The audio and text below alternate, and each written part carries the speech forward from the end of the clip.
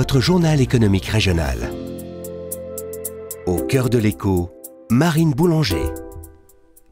Bonjour à toutes et à tous, ravie de vous retrouver pour une nouvelle émission au cœur de l'écho. Cette semaine, j'ai le plaisir d'accueillir Édouard Pic, directeur général de Clinitex. Alors, que fait cette entreprise familiale née à Lille ? Eh bien, elle assure la propreté des locaux professionnels depuis plus de 40 ans maintenant. Sur ce marché justement très concurrentiel, Clinitex a su se différencier en misant notamment sur le management libéré. Édouard Pic, bonjour. Bonjour Marie. Merci d'être avec nous en studio aujourd'hui. Alors Édouard Pic, avant de nous expliquer en quoi consiste concrètement ce management libéré, je vous propose de nous raconter comment est née l'entreprise familiale, donc fondée par votre père il y a maintenant plus de 40 ans.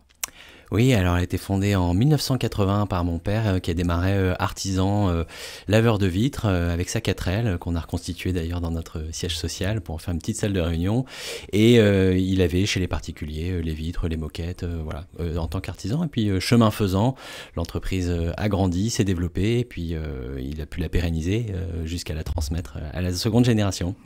Concrètement, à qui s'adressent vos prestations aujourd'hui ? Plutôt aux établissements de santé, aux bureaux, aux écoles ? Est-ce que vous pouvez nous en dire un peu plus ?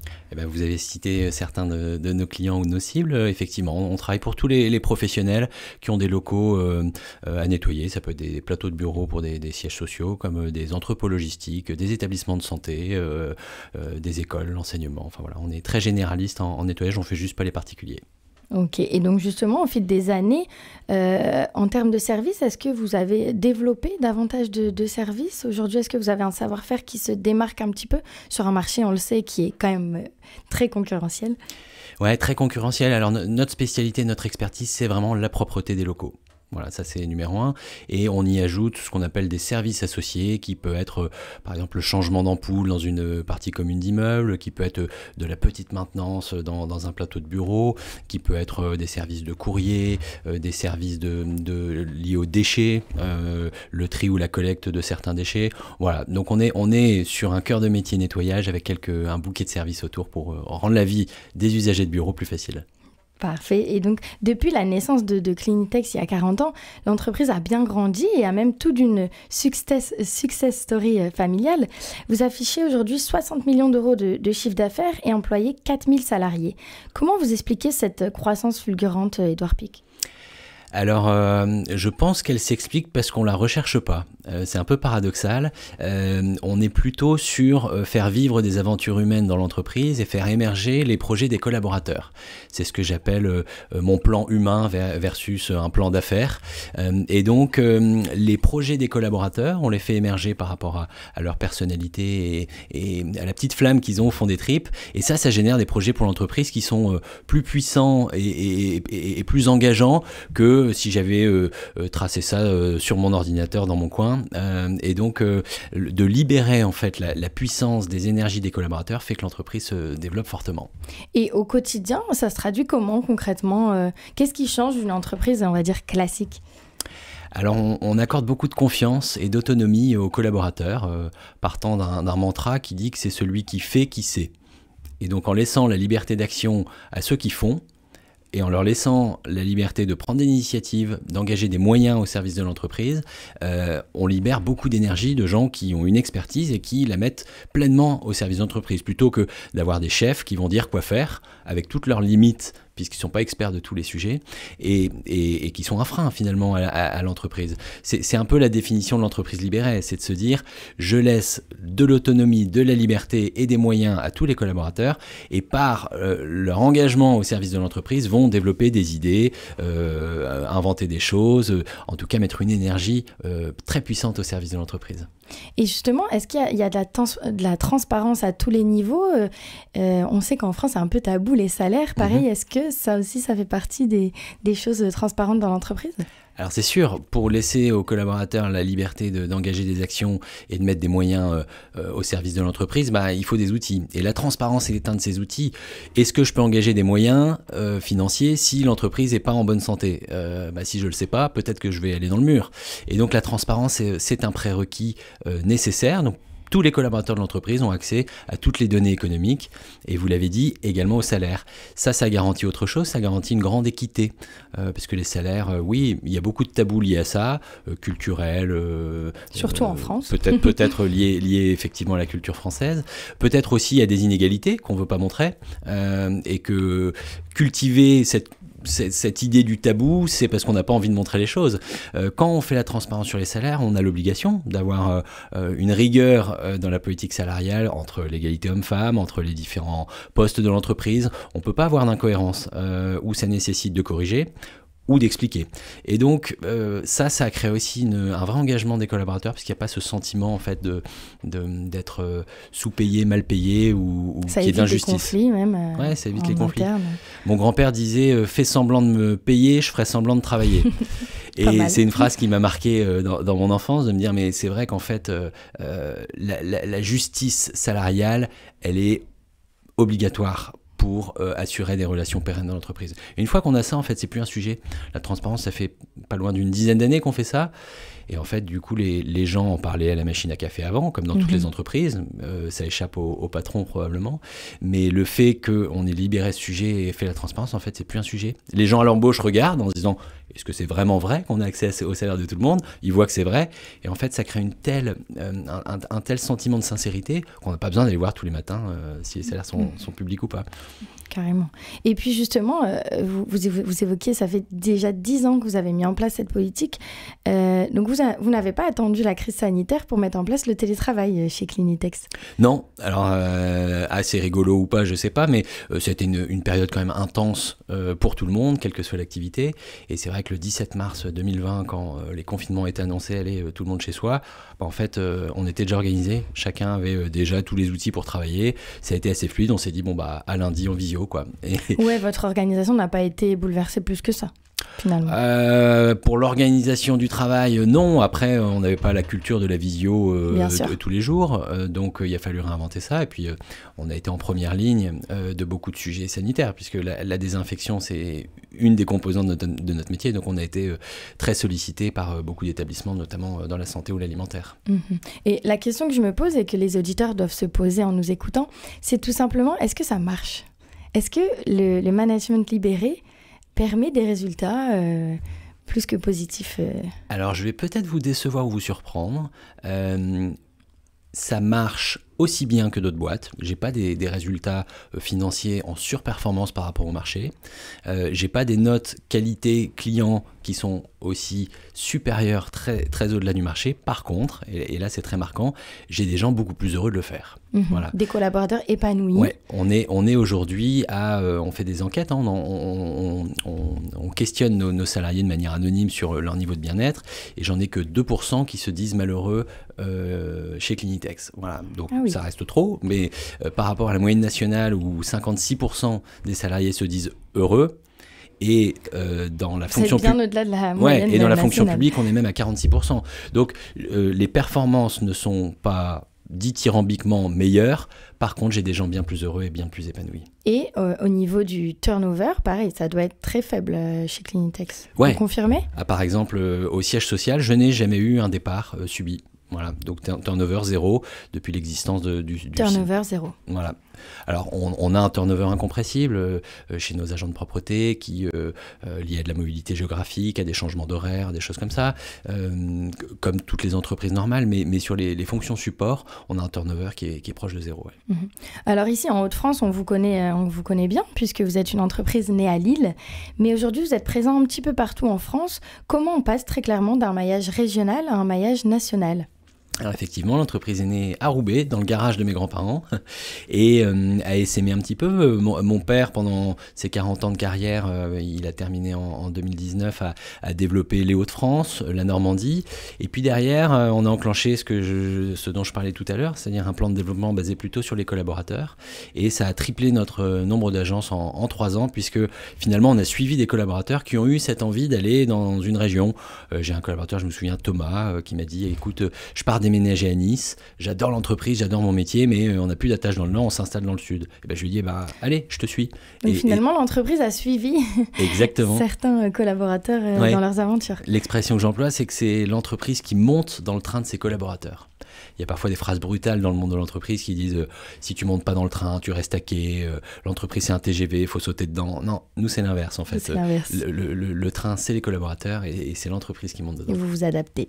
Et donc aujourd'hui, combien d'agences est-ce que vous comptez dans le pays ? On a une vingtaine d'agences un peu partout en France. On ne couvre pas encore tout le territoire national. Mais quelles sont les régions où vous souhaitez vous implanter à l'avenir ? Eh ben en fait, j'en sais rien. Ça dépendra vous des collaborateurs. En fonction de vos Exactement. Et donc je suis libéré moi aussi de ce côté décisionnel, stratégique, de dire il faut aller à Strasbourg ou à Bordeaux, de grandes métropoles où on n'est pas encore. Mais j'aurai des candidats peut-être en interne qui le feraient pour des mauvaises raisons. Alors que si ça part du candidat, eh ben là on sait que c'est un projet intrapreneurial qui est très puissant et pour les bonnes raisons, parce que si à Strasbourg au bout de 6 mois j'ai un collaborateur qui me dit bon en fait j'aime pas trop finalement, je reviens à Lille, bon bah tout le monde est coincé, alors que là là non. Et puis si on va pas à Strasbourg ou pas à Bordeaux, bah c'est ok en fait. Moi je ne cherche pas le développement de l'entreprise pour le développement. Si c'est pas un bout d'aventure avec un collaborateur, ça m'intéresse pas tant que ça. Quelles sont justement vos ambitions, votre feuille de route à court et moyen, long terme pour Clinitex ? Ce plan de développement basé sur l'humain, il sort pas du chapeau. C'est-à-dire que les collaborateurs ne se réveillent pas un matin en venant me voir. Donc c'est quelque chose qu'on anime et qu'on nourrit. On a une petite académie dans l'entreprise qu'on appelle Clean Boost, qui est là pour faire émerger en fait les potentiels des collaborateurs. Et donc on a fait déjà 2 promos de cette petite académie. Et donc l'ambition pour début 2025, c'est de relancer une 3e promo.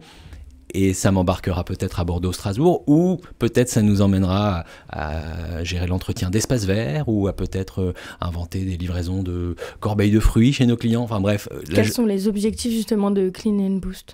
Clean Boost, c'est faire émerger les projets des collaborateurs.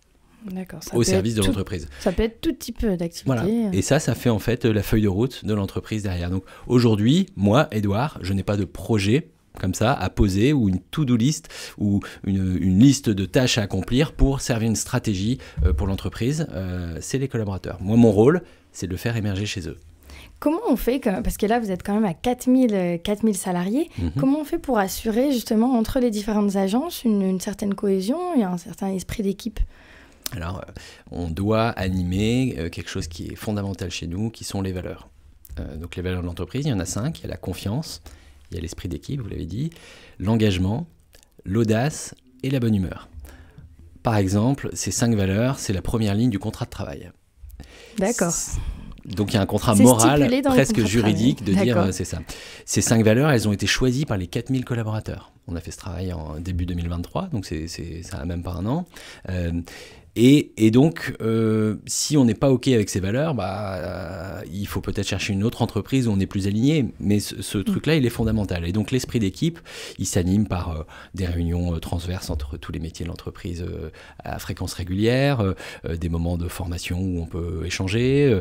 La transparence fait qu'on a une grande transparence aussi dans la communication, donc on est au courant des succès ou des difficultés des uns des autres dans les différentes agences, et ça crée une culture très forte et ça soude un peu les équipes. Également, nos systèmes de performance, de valorisation de la performance sont liés à une prime commune, c'est-à-dire que soit tout le groupe atteint un niveau de performance qui déclenche une espèce de 13e mois, que j'appelle la prime de cordée. Voilà, qui n'est pas régulier du coup, le 13e mois. Non, il est lié à la performance de l'entreprise, et donc c'est soit tout le monde l'atteint, comme une cordée, tout le monde atteint le sommet ou personne. Et donc ça pousse ça à un fort esprit d'équipe aussi pour que chacun participe à son niveau à contribuer à la réussite de l'entreprise. Vous évoquez les différents métiers de votre entreprise. Est-ce qu'on peut, j'aime pas du tout cette expression en bas de l'échelle, mais est-ce qu'on peut commencer simple agent de nettoyage et terminer quelques années plus tard à un poste de la direction ou ressources humaines, ou est-ce qu'on peut comme ça changer de poste ? Bien sûr, bien sûr. Alors, vous voyez, cette culture du développement basée sur les collaborateurs fait que si je dis j'ouvre Strasbourg et que j'ai personne en interne, je vais devoir recruter à l'externe. La culture dont je parle, qui part des collaborateurs, fait nécessairement de la promotion interne, quasiment exclusivement. Et j'ai un très bel exemple là-dessus. En 2010, on a recruté Louisa, qui était agent de propreté pour un établissement, un siège social dans le domaine du textile, ici à Roubaix, et qui, en septembre dernier, 2023, donc il y a moins de 6 mois, a ouvert l'agence de Lyon, donc justement basée sur ce D'accord. plan de développement par les collaborateurs, et elle est aujourd'hui directrice de l'agence de Lyon. Donc c'est tout à fait possible ce genre de parcours. Et c'est même souhaité en fait. C'est celui qui fait qui sait, hein, j'y reviens. Donc c'est qui mieux que Louisa était la plus légitime pour poursuivre son aventure chez Clinitex. Déjà c'est qu'elle a des valeurs et qu'elle a tout le parcours qui légitime les compétences lui permettant de gérer ce métier. Et puis nous, on est là en support pour lui apprendre ce qu'elle ne maîtrise pas encore sur des sujets financiers, juridiques, RH, voilà. D'accord. Et est-ce que justement dans le management libéré, vous avez imaginé ou pensé à la semaine de 4 jours ? Est-ce que c'est un projet ou pas Alors, forcément ? projet non, oui, c'est quelque chose qui est assez médiatique en ce moment et dont on en parle beaucoup. En effet. Moi, je ne souhaite pas, si on va vers ce chemin, qu'il soit proposé à des fonctions support administratives et pas aux agents de propreté. Aujourd'hui, la complexité de la variation des horaires, de la variation des plannings qui sont changeants selon les demandes des clients, l'amplitude horaire aussi, avec parfois tôt le matin, tard le soir, fait que je n'ai pas encore toutes les clés ça peut paraître compliqué techniques pour pour métier. organiser ça. Oui. Mais un jour, si on le fait, on le fera pour tout le monde ou pour personne. J'aimerais maintenant qu'on parle de vous, Édouard Pic. Alors, vous avez en 2019 repris les rênes de l'entreprise familiale. Comment s'est déroulée cette succession ? Est-ce que vous pouvez nous en dire un petit peu plus ? Alors, avant de reprendre l'entreprise et pas la reprendre, je l'ai rachetée. C'était un peu la conclusion de la construction de ma légitimité. Je voulais pas en hériter. Ça aurait été un autre schéma. Je suis rentré dans l'entreprise 10 ans avant, où j'ai pu faire tous les pas. 10 ans avant d'être directeur général. Ouais. J'ai démarré agent de propreté dans un EHPAD à nettoyer des chambres tous les matins. Comme la certaine collaboratrice que vous voilà, évoquiez. Et oui, il n'y a pas eu d'exception à la règle. Et puis quand on est le fils du fondateur, on peut vite, je caricature un peu, mettre le fils à papa. Donc la légitimité, elle doit se construire dans le temps et dans les faits. Et puis j'ai gravi tout un parcours. Je suis devenu chef d'équipe, donc j'encadrais une petite équipe d'agents de propreté. Puis manager, là j'encadrais plusieurs dizaines d'agents de propreté. Et puis dans le développement commercial, j'ai dirigé l'agence de Valenciennes aussi pendant 3 ans. Enfin, voilà. Et donc pendant 10 ans, ça m'a permis de construire ma légitimité, découvrir tous les postes, mais aussi imprimer plein de choses de dysfonctionnement. L'entreprise est loin d'être parfaite.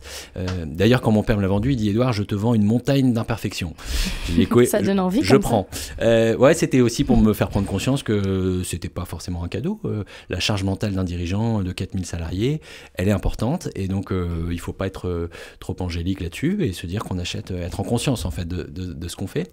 Et donc, ça m'a permis d'être très légitime au moment où j'ai racheté.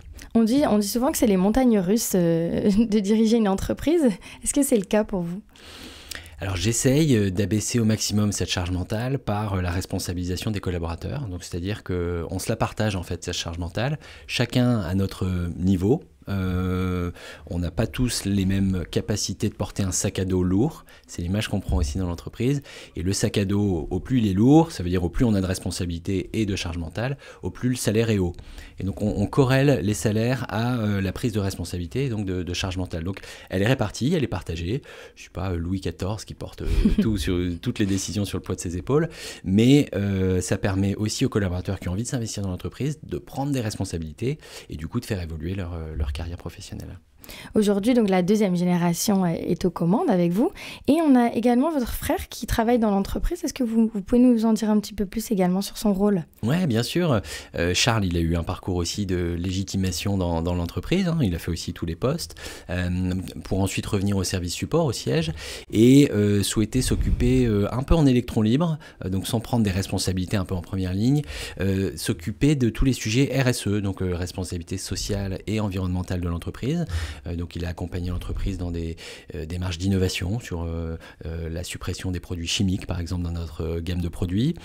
Il a également porté notre certification B Corp, qui est une certification RSE très exigeante. Qu'est-ce que ça signifie pour nos auditeurs, B Corp ? Alors c'est une certification qui valide que Clinitex est une entreprise à impact positif. Le mantra de B Corp, c'est de dire ne soyez pas la meilleure entreprise du monde, mais la meilleure entreprise pour le monde. Et donc, on change un peu beaucoup de choses dans notre organisation, notre gouvernance et notre modèle d'affaires pour être sûr que, quoi qu'on fasse, on ait un impact positif sur la planète, sur les gens, sur les institutions, sur les associations qui nous entourent, sur le cadre d'enseignement autour de nous. Et donc, c'est une démarche qui est très holistique, très globale et qui nous assure qu'on a des démarches positives avec toutes nos parties prenantes. D'accord. Et justement, donc on évoquait l'aventure familiale. Est-ce qu'on dit souvent que travailler pour l'entreprise de sa famille, c'est une motivation plus grande? Est-ce que vous confirmez? Alors, il y a un mélange de sentiments, c'est-à-dire qu'on a une forme de loyauté et de confiance qui est totale.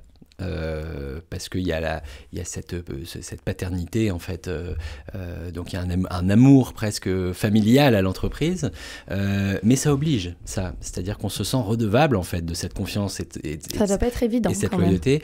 Et donc c'est un sujet de pression, et à poste égal on est regardé plus que les autres, et il faut faire un peu plus ses preuves que les autres, parce que on nous pardonne moins la petite erreur, parce qu'on est au centre de l'attention, quoi. Complètement, complètement. Quelle est votre plus grande joie en tant que dirigeant, votre plus grande fierté ou même votre plus gros échec? Alors, les fiertés, on en a parlé un petit peu, mais moi, ma mission en tant que dirigeant, c'est de permettre le rêve professionnel de mes collaborateurs. Et c'est vrai que d'arriver à l'histoire de Louisa qu'on racontait tout à l'heure, permettre ce rêve-là pour cette collaboratrice, alors c'est une joie incommensurable, et je fais le plus beau métier du monde quand j'ai ces réalisations-là et ces aventures qui se manifestent. Et à l'inverse, on est sur de l'humain, donc c'est à la fois tellement gratifiant, tellement beau quand ça marche, et tellement dur quand ça marche pas. Et j'ai aussi eu des cas de séparation qui ont pu être douloureuses, parce que j'ai eu des trahisons, parce que j'ai eu des gens qui n'ont pas pris les responsabilités qu'on leur avait confiées, qui ont mis en danger l'entreprise à certains moments. Et ça, c'est une souffrance, voilà, mais qui est en corrélation avec la joie que me procurent les réussites. Il faut faire la part des choses, tout à fait.